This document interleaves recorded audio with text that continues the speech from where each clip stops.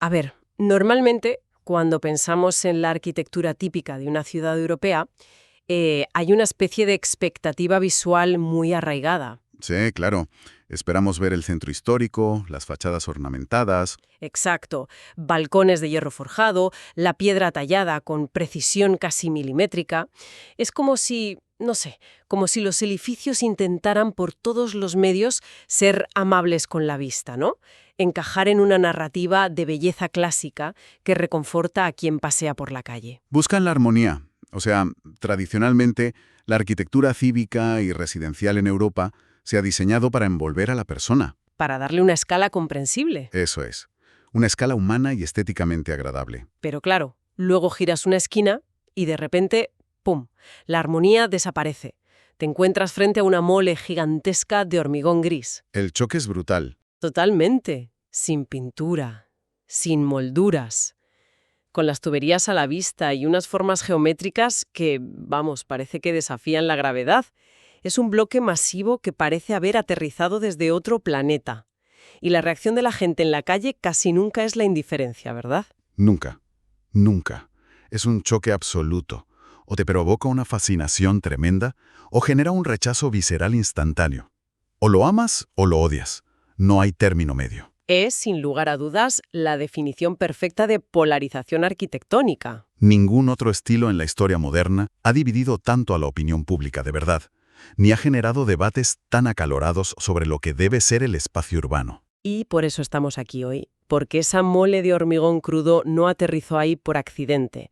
Detrás hay un viaje cronológico fascinante, que arranca literalmente en las ruinas de la posguerra.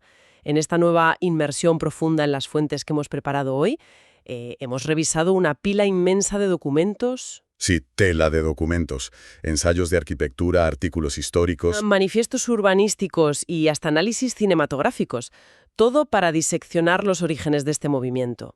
Nuestra misión hoy es entender por qué este estilo no solo cambió la forma de nuestras ciudades, sino cómo está íntimamente conectado con la Guerra Fría. Y con la psicología de masas. Sí, y fíjate, hasta con la creación de uno de los villanos más icónicos de James Bond. Ya llegaremos a eso porque es una locura. Bueno, para entender por qué un arquitecto decidiría levantar lo que, muchos detractores llaman monstruos de hormigón, creo que debemos retroceder al momento exacto en que ese material se convirtió en la única respuesta posible a una crisis existencial. Nos vamos a la Europa de 1945, ¿no? Exacto. Justo después de la Segunda Guerra Mundial. El nivel de devastación, es que no tiene precedentes. No se trataba de reconstruir un barrio o una calle. Había ciudades enteras reducidas a cenizas. Y la presión sobre los gobiernos era asfixiante. Con millones de personas sin hogar y el invierno acechando, pues no había tiempo ni recursos para mantener debates estéticos sobre proporciones clásicas. Claro, era una emergencia absoluta de supervivencia. Había que levantar hospitales, escuelas, viviendas y además a una velocidad récord. Y aquí es donde el hormigón armado entra en escena. Pero no como una opción de diseño. De la mampostería. Es lentísima. Lentísima. Tallar piedra o colocar ladrillos requiere artesanos altamente cualificados, y eso lleva muchísimo tiempo. El hormigón, en cambio, es básicamente, digamos, piedra líquida. Piedra Líquida. Me gusta ese concepto. Solo necesitas agua, arena, grava y cemento. Vertiendo esa mezcla en moldes de madera estandarizados, trabajadores sin apenas experiencia previa podían levantar muros inmensos en cuestión de días. Era prefabricación a una escala que no se había visto nunca. Y es fascinante porque, revisando los artículos, te das cuenta de que el hormigón no era un material nuevo en los años 40. Para nada. Pero durante la guerra había demostrado ser indestructible. Pienso en las lecturas sobre el muro atlántico, la línea Maginot o las gigantescas torres antiaéreas Flak en Berlín. Había resistido bombardeos constantes. Y ahora, irónicamente, toda esa tecnología militar se reciclaba para albergar la vida civil. Vale, vamos a desglosar esto un momento porque tengo una analogía. Piensa en la cinta americana. A ver. Funciona porque envuelve y unifica piezas rotas de forma muy rápida y barata. O sea, ata la estructura para que no colapse, aunque el parche quede a la vista. Y nadie, absolutamente nadie, diría que es hermoso. El hormigón armado, vertido en grandes bloques en esa época, hizo exactamente eso. Ah, claro. Ató y cosió las infraestructuras de un continente destrozado. Exacto. sin adornos, puramente funcional. Bueno, de arte y de manifiesto filosófico, fue el arquitecto suizo-francés Le Corbusier. Él es la figura central aquí. El padre espiritual de la criatura. El padre del brutalismo, sí. En 1952 finalizó un proyecto revolucionario en Marsella, la famosa Unité d'Habitation. Y no era simplemente un bloque de pisos. Le Corbusier diseñó un transatlántico de hormigón varado en tierra. Y tanto que un transatlántico, porque en los ensayos se detalla cómo funcionaba internamente y es alucinante. No eran solo apartamentos apilados sin más. No, para nada. Tenía pasillos internos enormes, que funcionaban como calles comerciales. Con panaderías, tiendas, oficinas, incluso un hotel dentro del edificio, y en la azotea una pista de correr, una guardería y una piscina. Era literalmente una ciudad vertical diseñada para fomentar la vida comunitaria y sacar a la gente de esos suburbios oscuros y poco higiénicos de la época. Y lo fascinante aquí, el elemento más transgresor de este edificio, fue el tratamiento del material en sí. Le Corbusier utilizó lo que él bautizó en francés como béton brut, y de ahí deriva precisamente la palabra brutalismo. Que esto es súper importante aclararlo. No tiene nada que ver con la palabra brutalidad. No, ni con una intención agresiva. Eso es un malentendido súper extendido. Significa simplemente hormigón crudo. Exactamente. Él decidió no cubrir el material con yeso ni con pintura. Permitió que las imperfecciones, las vetas e incluso las marcas de las tablas de madera que formaban los moldes quedaran ahí, petrificadas y expuestas a la vista de todos. A ver, déjame hacer de abogada del diablo un momento. Dispara. Porque cuando leo en las fuentes sobre toda esta honestidad estructural y esta decisión tan profunda de dejar todo crudo y sin adornos, no puedo evitar ser un poco escéptica. Ya te entiendo. ¿No es toda esta filosofía simplemente una excusa barata? O sea, algo intelectualizado a posteriori para que los gobiernos de posguerra se ahorraran el inmenso coste de la pintura, el yeso y los revestimientos.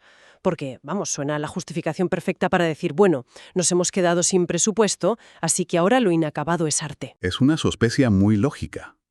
Y de hecho, muchísimos críticos contemporáneos de la época lanzaron exactamente esa misma acusación. Decían, esto es miseria disfrazada de vanguardia. Claro. Pero al profundizar en los manifiestos arquitectónicos, especialmente los que surgieron en Gran Bretaña en la década de los 50, descubrimos que la motivación real iba mucho más allá de la economía.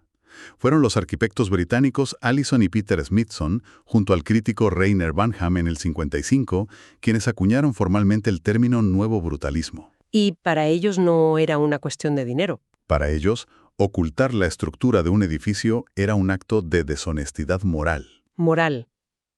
Es una palabra muy fuerte para hablar de ladrillos y cemento, ¿eh? Es que para esta generación, la arquitectura de entreherras, esos edificios neoclásicos con columnas falsas, cornisas decorativas y materiales que pretendían ser lo que no eran, Puro cartón piedra, digamos. eso es. Para ellos representaba la hipocresía de una clase burguesa y elitista, una élite cuyas políticas habían arrastrado al mundo a la guerra. Ocultar el ladrillo bajo un yeso pintado para imitar mármol era para los Smithson una mentira intolerable. Ya veo. El brutalismo nace como una ética social. Promovía la idea de que la vivienda digna para la clase trabajadora no tenía por qué imitar los palacios falsos del pasado. El lema era que la forma sigue a la función. Debía ser moderna y utilitarista. Y verdadera. Si el agua fluye por una tubería, pues déjala a la vista.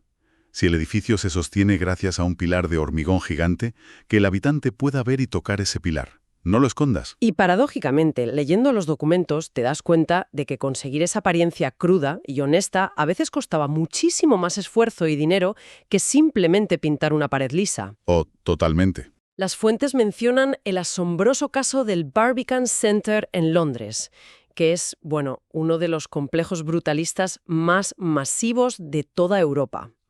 Para evitar que el hormigón quedara con ese acabado industrial, liso y monótono, los arquitectos decidieron darle textura. Y el mecanismo que utilizaron fue una locura. Es que es increíble. Contrataron a obreros para que, ojo, utilizando martillos neumáticos, taladraran y picaran a mano cientos de miles de metros cuadrados de superficie de hormigón ya curado. Ese proceso, que se conoce como abujardado, rompía la superficie plana para exponer la grava gruesa que estaba atrapada dentro de la mezcla. Exigió un trabajo físico extenuante y un presupuesto inmenso, Y esto demuestra precisamente lo que decíamos, que el brutalismo no era simple tacañería, No, no, era muy intencionado. era una búsqueda estética deliberada, de geometrías masivas, texturas rugosas y formas que proyectaran sombras superdramáticas. Buscaban una monumentalidad laica, una arquitectura que transmitiera permanencia y solidez en un mundo que, bueno, acababa de demostrar lo increíblemente frágil que podía ser. Y fíjate que esa promesa de permanencia, combinada con la eficiencia de construir rápido y a lo grande, hizo que esta ética utópica no se quedara encerrada en las fronteras de una Europa en ruinas. En los años 60 y 70, el estilo cruzó el océano y experimentó una expansión meteórica en América. Desde Estados Unidos y Canadá hasta el Cono Sur. Y lo fascinante es que allí el motor de esta construcción no era la posguerra, porque, claro, esas ciudades no habían sido bombardeadas. No, el detonante en América, y esto lo explican muy bien los ensayos demográficos que hemos cruzado, fue el colosal auge demográfico, el baby boom. Claro, la explosión de población. Exacto. Y la rápida expansión de las instituciones estatales. Las universidades necesitaban nuevos campus gigantescos para alojar a toda esta nueva generación. Los gobiernos municipales requerían ayuntamientos, bibliotecas y tribunales que proyectaran una autoridad cívica indiscutible. El ayuntamiento de Boston, que aparece en todas las listas. Es el ejemplo paradigmático. Una mole imponente que parece, no sé, una escultura de engranaje suspendida en el aire. Transmite un mensaje clarísimo. El Estado es sólido, moderno e inamovible. Y luego está la adaptabilidad de este material, porque hablamos de un material de origen nórdico, frío, pensado para Europa. Y su adaptación al clima tropical es un capítulo brillante en los documentales, cuando vemos el brutalismo en América Latina. Uy, sí. El Teatro Teresa Carreño en Venezuela, por ejemplo. O la genialidad del Banco de Londres, diseñado por Clorindo Testa en Buenos Aires. Vemos una evolución brutal del diseño hacia el control climático pasivo. Utilizaron extensamente los famosos brise-soleil. Y para entender cómo funcionan hay que imaginar una especie de visera o rompesoles gigante. Fabricado en hormigón masivo y fundido directamente en la fachada del edificio, claro. Es un mecanismo de ingeniería térmica espectacular. Es que, en lugar de construir una caja de cristal que se convertiría, en un horno bajo el sol tropical, Y requeriría un gasto energético brutal en aire acondicionado. pues el brise-soleil intercepta físicamente los rayos del sol antes de que impacten contra las ventanas. El hormigón absorbe el calor en el exterior, dejando el espacio habitable interior en una sombra fresca y permanente. Es una lección de sostenibilidad adelantada a su tiempo. Una maravilla. Y en esta etapa de expansión global surgieron verdaderas estrellas de la arquitectura que llevaron el material al límite de la imaginación. Moshe Safdie, por ejemplo, presentó Habitat 67 en Montreal. Literalmente tomó la idea de la vivienda prefabricada y apiló 354 cajas de hormigón, unas sobre otras. En ángulos aparentemente aleatorios. Sí, creando una montaña artificial donde el techo de un vecino es el jardín del otro. Es una virguería geométrica. O el caso del arquitecto estadounidense Louis Kahn, que diseñó el inmenso Parlamento de Bangladesh. Ostras, esos son palabras mayores. Es que el trabajo de Kahn en Dhaka es, yo diría, la cumbre de la poesía brutalista. Creó cilindros y cubos monumentales de hormigón, intercalados con bandas de mármol blanco, todo rodeado por un lago artificial que refleja la luz y enfría el aire. Es una obra maestra que trasciende lo funcional para casi rozar lo sagrado.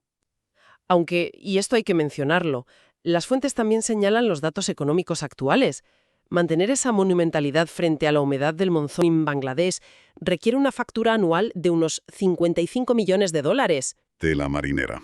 La grandeza arquitectónica exige un mantenimiento implacable. Sin duda. Y aquí es donde se pone realmente interesante, porque esa misma grandeza, esa necesidad de imponer una visión arquitectónica tan severa sobre el paisaje urbano, empezó a generar una fricción inmensa con el ciudadano de a pie. Cuando fuerzas un estilo tan pesado en una ciudad tradicional, surgen enemigos viscerales. Y el rechazo no venía solo del transeúnte comune, sino de la élite cultural. Hay una historia fantástica en nuestras fuentes sobre el famoso escritor Ian Fleming. El creador de James Bond. Él mismo. Es uno de los mejores ejemplos de cómo la arquitectura puede chocar violentamente con la cultura de su tiempo. Resulta que había un arquitecto británico húngaro llamado Erno Goldfinger, Un exponente brutalista durísimo y de carácter, por lo visto, bastante autoritario. Estaba construyendo proyectos masivos en Londres. Como la famosa Trellick Tower, ¿no? Exacto. Una torre residencial de hormigón de casi 100 metros de altura que dominaba el horizonte de forma casi agresiva. Pues bien, Ian Fleming era un tradicionalista acérrimo. Odiaba profundamente la estética de hormigón desnudo y odiaba aún más la actitud de este arquitecto, que, según él, estaba destruyendo el encanto clásico de Inglaterra. ¿Y qué hizo? Pues hizo lo que hace un buen novelista. Canalizó su odio, decidió bautizar a uno de los villanos más despiadados de la saga 007 con el apellido del arquitecto. ¡Qué locura! El mismísimo y legendario villano Auric Goldfinger nació como una venganza literaria personal contra un edificio brutalista. Me vuela la cabeza, de verdad. Pero es que esa anécdota ilustra perfectamente cómo en Occidente el brutalismo era visto a menudo como un cuerpo extraño, ¿no? Como un acto de arrogancia intelectual impuesto sobre el pueblo por una élite de arquitectos. Sí. Pero, y esto es clave, esa capacidad de proyectar un peso abrumador y de imponer autoridad no pasó desapercibida en otras latitudes. Si conectamos esto con el panorama general, vemos que mientras en Occidente el estilo era una declaración cívica o un experimento social polémico, Al otro lado del telón de acero, la historia era otra. exactamente. El aparato estatal soviético se dio cuenta de que este material era la herramienta definitiva, pero para un propósito completamente distinto y a una escala colosal. A ver, espera, porque esto es una paradoja enorme. Me acabas de explicar que Le Corbusier y los Smithson usaron el hormigón crudo para crear una utopía igualitaria, Sí, intentando liberar a la clase trabajadora de las jerarquías del pasado, haciéndolo todo transparente. eso es. Entonces, ¿qué significa todo esto? ¿Cómo es posible que el mismo material, con la misma estética industrial, sirva para emancipar a la sociedad en Europa occidental y al mismo tiempo los historiadores señalen que en la Unión Soviética se usaba para ejercer un control y una presión psicológica abrumadora? Es que es la gran paradoja de la arquitectura, de verdad. El significado de un edificio cambia radicalmente dependiendo del poder político que lo financia. Y para entender esto de manera imparcial, ciñéndonos estrictamente a los registros históricos de las fuentes, tenemos que observar la transición en la Unión Soviética tras la muerte de Joseph Stalin. Vale, Durante el stalinismo, la arquitectura era hipermonumental y neoclásica. Eran edificios repletos de columnas y estatuas, carísimos y lentísimos de construir. Cuando Nikita Khrushchev llega al poder, el Estado necesita industrializar la construcción, para alojar a millones de personas. rápidamente. Y además albergar a un aparato burocrático inmenso. Abandonan la ornamentación stalinista y abrazan la prefabricación masiva. Y ahí nacen las famosas Khrushchevkas, esos bloques interminables de apartamentos grises. Pero ojo, que las fuentes destacan que no se trataba solo de eficiencia logística. Al analizar los grandes ministerios, los laboratorios y las plazas soviéticas, había un diseño psicológico deliberado. Muy deliberado. Los historiadores y sociólogos urbanos describen el brutalismo soviético como la infraestructura simbólica del Estado socialista, a diferencia del enfoque occidental que, a menudo intentaba crear espacios comunitarios a escala humana. El enfoque soviético estaba diseñado explícitamente para la masa. No para el individuo. No, para la masa. Y el mecanismo psicológico que explican las fuentes traza un paralelismo directo con cómo funcionaban las catedrales góticas en la Edad Media. Ah, el efecto catedral, claro. Tú entras en una nave gótica inmensa y la verticalidad, la luz, la acústica, todo está diseñado para que te sientas físicamente diminuto, abrumado por la presencia de lo divino y de la Iglesia. Exactamente ese mismo principio, pero en un contexto secular y político. Imagínate caminar por una avenida flanqueada por ministerios de hormigón de cientos de metros de largo, con pórticos oscuros y unas geometrías aplastantes. Genera una sensación física de insignificancia, El individuo se percibe pequeño frente al Estado. irrelevante por sí solo. Pero al mismo tiempo, la arquitectura comunica que forma parte de un engranaje gigantesco, de un proyecto grandioso y eterno. Es un recordatorio diario, impreso en el espacio, de quién ostenta verdaderamente el poder. Y no solo miraban hacia la autoridad del presente, porque también proyectaban un futuro tecnológico, ¿no? Pienso en edificios como el Instituto de Robótica y Técnica Cibernética de San Petersburgo. Madre mía, es que eso es una locura visual. Desafía toda lógica residencial. No parece un edificio de oficinas o un centro de investigación normal. Parece una nave espacial o una antena de comunicación estelar gigante clavada en el hielo. Reflejaba esa fe absoluta en el progreso científico, en la cibernética y en la carrera espacial, proyectando una imagen de poder tecnológico indomable. Sí, era la materialización de la utopía científica en piedra. Pero, y aquí viene el gran pero de nuestra historia. A pesar de toda esta inmensa grandeza narrativa, ya fuera la promesa del estado de bienestar en Gran Bretaña o la proyección de poder inquebrantable en el bloque soviético, este gigante de hormigón tenía, literalmente, los pies de barro. Totalmente. Su caída en desgracia a partir de finales de los años 70 fue, sin exagerar, uno de los colapsos de reputación más rápidos y estrepitosos de la historia de la arquitectura. Y ese colapso fue en gran medida provocado por la propia física del material, el mismo material que creían indestructible. La teoría decía que el hormigón envejecería con dignidad. Que desarrollaría una pátina natural y hermosa, como la piedra antigua. Claro, sobre el papel sonaba genial, pero la realidad de la química y el clima demostró todo lo contrario. El hormigón, y esto es clave, es un material poroso.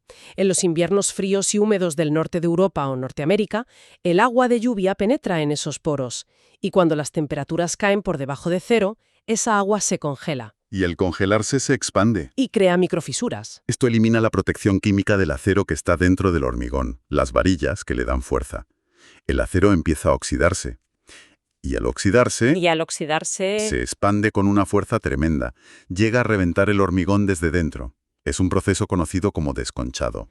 Vamos, que de repente esos monumentos futuristas impecables empezaron a desmoronarse, dejando a la vista hierros oxidados y unas manchas negras de humedad enormes escurriendo por las fachadas. Adquirieron un aspecto ruinoso, sucio y profundamente deprimente en menos de 2 décadas. Y claro, a la degradación física del material le siguió inevitablemente un fracaso social trágico. Los ayuntamientos se encontraron con que estas megaestructuras eran imposibles de calentar y carísimas de mantener. Así que directamente dejaron de hacerlo. Cortaron el grifo. Complejos inmensos de vivienda social, como los icónicos Park Hill Flats en Inglaterra, fueron abandonados institucionalmente. Las famosas calles en el cielo, esos pasillos comunitarios elevados que Le Corbusier imaginó llenos de vecinos felices interactuando. Se convirtieron en túneles del terror. Lugares oscuros, sin vigilancia, que rápidamente se asociaron con la criminalidad, el vandalismo, la pobreza y una marginación severa. La utopía de la vivienda moderna mutó en una pesadilla de alienación urbana. Y el rechazo cultural pues se volvió unánime. Se instauró la idea de que estos edificios eran simplemente inhumanos y opresivos. Hasta la familia real británica, que suele ser súper diplomática en temas de cultura, rompió su neutralidad. Es verdad, la frase del príncipe Carlos. El entonces príncipe Carlos de Inglaterra llegó a describir públicamente un proyecto brutalista que querían anexar a la National Gallery como, y cito textualmente de nuestras fuentes, un forúnculo monstruoso en el rostro de un querido y elegante amigo. Un forúnculo monstruoso. Esa frase resume a la perfección el odio visceral que sentía el público general. Y la arquitectura, que siempre funciona por reacción, dio un volantazo radical. Para huir de esta austeridad gris, en los años 80 surgió con fuerza el posmodernismo. Ah, sí. De repente todo eran cristales reflectantes. Colores pastel, columnas falsas que no sostenían absolutamente nada. Pura ornamentación irónica. Solo por diversión. Todo lo contrario a la honestidad de los 50. Durante 2 décadas, el brutalismo fue el enemigo público número 1. Cientos de obras maestras de este movimiento fueron demolidas a golpe de bola de demolición, mientras las multitudes aplaudían y lo celebraban en las calles. Parecía que el estilo iba a quedar sepultado en los libros como un error catastrófico. Pero claro, la cultura tiene una forma muy curiosa de reciclar el pasado. Si avanzamos hasta la época actual, las mismas obras que hace 20 años estaban en las listas negras de demolición de los ayuntamientos, hoy en día están protegidas por las leyes de patrimonio como monumentos intocables. El giro de guión es espectacular. Es que el brutalismo vuelve a ser tendencia. Y gran parte de esta resurrección, aunque parezca mentira, ha ocurrido gracias a la fotografía digital y las redes sociales. En plataformas como Instagram, la estética del betón brut es un objeto de culto masivo. Totalmente. Resulta que esas geometrías agresivas, ese minimalismo radical sin adornos y el juego de sombras tan profundo que proyecta el sol sobre los balcones, pues generan imágenes de una fuerza visual inigualable en una pantalla. Es que las nuevas generaciones que no vivieron el fracaso social ni el abandono o el crimen asociado a estos edificios en los 80, los están redescubriendo simplemente por su pureza estética y su audacia conceptual. Y a esto se suma cómo la cultura popular los ha absorbido. Especialmente el cine y los videojuegos. Sí, el cine de ciencia ficción y los mundos distópicos. Los directores de arte adoran el brutalismo. En las fuentes vemos ejemplos curiosísimos. La monumental biblioteca brutalista de la Universidad de Toronto fue elegida como escenario principal para la saga de películas de Resident Evil. ¿Qué me dices? Sí. O el reciente éxito del cine independiente con la película The Brutalist, que explora toda esa angustia vital y la genialidad de un arquitecto ficticio de este movimiento. Hay algo en esos muros grises que encaja perfectamente con nuestra visión de futuros inciertos o de realidades alternativas. Es que, más que un recordatorio de un fracaso, estas estructuras se perciben hoy como las ruinas arqueológicas de una época en la que la sociedad todavía se atrevía a soñar a lo grande, ¿sabes? Ya te entiendo. Cuando miramos esas moles de hormigón, hay una cierta melancolía por un futuro utópico, igualitario y grandioso que se nos prometió en los años 50, pero que la realidad y el clima nunca permitieron que se materializara del todo. Nos demuestran que la historia del diseño urbano es un péndulo infinito. Oscilamos violentamente. De la sobriedad extrema, cruda y utilitaria, al exceso decorativo o al exceso tecnológico. Siempre buscando un punto de equilibrio que parece esquivarnos. Y fíjate, precisamente ese movimiento del péndulo es lo que nos deja con una reflexión final para quienes nos escuchan hoy. Una pregunta para que le den una vuelta mientras caminan por sus ciudades esta semana. A ver. Hemos visto cómo el brutalismo nació de las cenizas y el miedo de la posguerra. Fue una respuesta contundente, impulsada por un deseo casi desesperado de honestidad cruda, de permanencia y de solidez en un mundo que había demostrado ser dolorosamente destructible. Cierto. Sabiendo esto, al observar los delgados, relucientes, artificiales y casi transparentes rascacielos de cristal que estamos construyendo obsesivamente hoy en todos los continentes, ¿qué dirá nuestra arquitectura actual sobre nuestras propias ansiedades, nuestra fragilidad y los valores ocultos de nuestra sociedad contemporánea cuando alguien, dentro de 50 años, se siente a analizar nuestras ruinas?